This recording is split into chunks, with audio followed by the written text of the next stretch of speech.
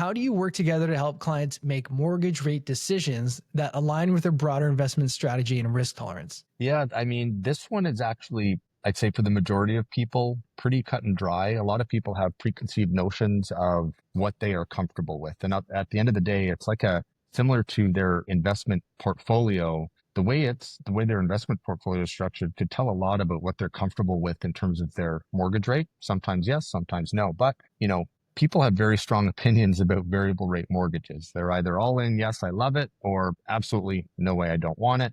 And then you have some people that are saying, you know what, maybe just a little bit. And, there's products where you can sort of have both a fixed and a variable. But if you ultimately have to decide one or the other, it's pretty simple to, within a, 30-minute, 1 hour conversation with a client, figure out whether or not they would be comfortable with a variable rate or not. Fixed rates are great. They give you peace of mind. It's consistency, and there's not a lot of that in life. And so a lot of people will just naturally gravitate to the fixed rate thinking this is great.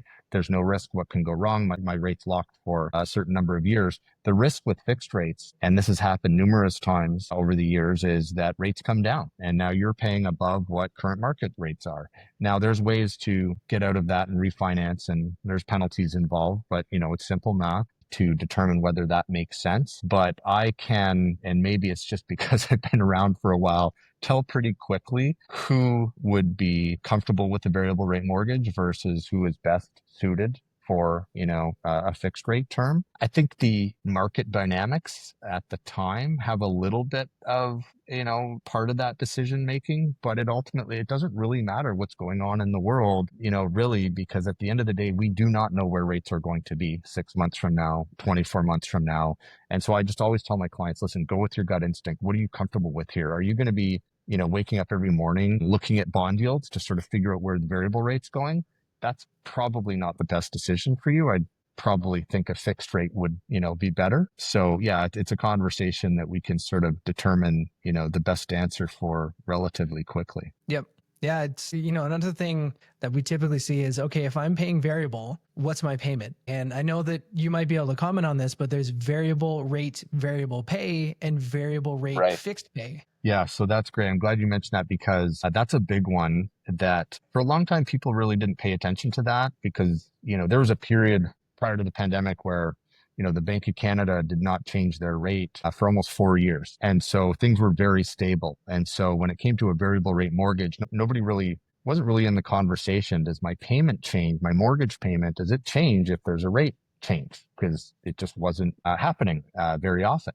Then we've gone through this roller coaster ride of rates shooting up, rates coming down. They're sort of plateaued right now. Forecasts out there do expect some rate cuts over the next, 12, 18 months. But I think that's always part of the conversation and something I talk to my clients about. Even if they're considering a fixed rate term, I like to let them know that there are variable rate mortgages that the payment will adjust based on whatever the rate does. So if the rate comes down 0.25%, your payment will reduce based on that lower interest cost.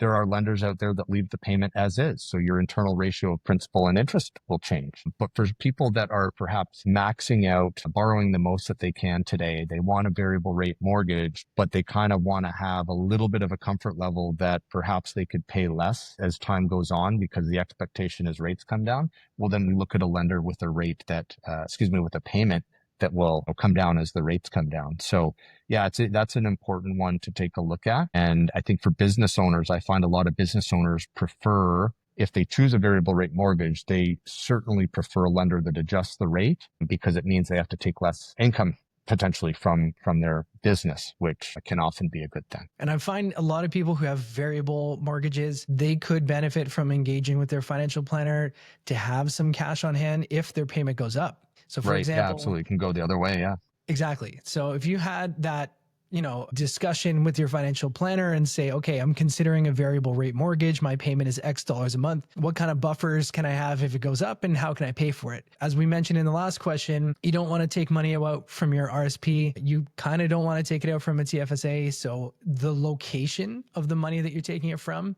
is important. And of course, for business owners, is it corporately held? Is it personally held? Can you distribute as a dividend? Is it eligible? There's a number Perfect. of questions that relate to how I can get money to pay the mortgage. So Perfect. again, having that conversation really, really helps. And this is how we can sort of model things out. I'll give you a quick example of something we've looked at before is, if the rate comes down, your payment comes down, and let's say your payment now is $200 a month less than what it was before because the rates come down. Putting that into an investment account, let's say, and you do that for a few years, you save that money, your mortgage is up for renewal. You now have this nest egg of funds that really you haven't felt much because your payment came down. Money outflow is about the same. You've got this chunk of money. You could keep it invested, right? Depending on what your plan is with yourself, right? Or you have this money that you could make a lump sum towards the mortgage on the maturity date. You can make large lump sum payments over and above regular prepayments. You can do that, without paying any penalties. So yeah, it's a nice way. And it's always something that we bring up when we're doing that planning with the client to sort of say, okay, you're going to save this on the mortgage. Often it comes into play with refinances. If somebody's going from a higher rate to a lower rate, well, what do you do with that extra money now? And that's exactly where, you can sort of model that out and say, okay, well, over the next 3 years, if you're saving yourself $200 a month, here's what you could have in a few years. And I think that's pretty powerful for people to see, what they can do with that extra money.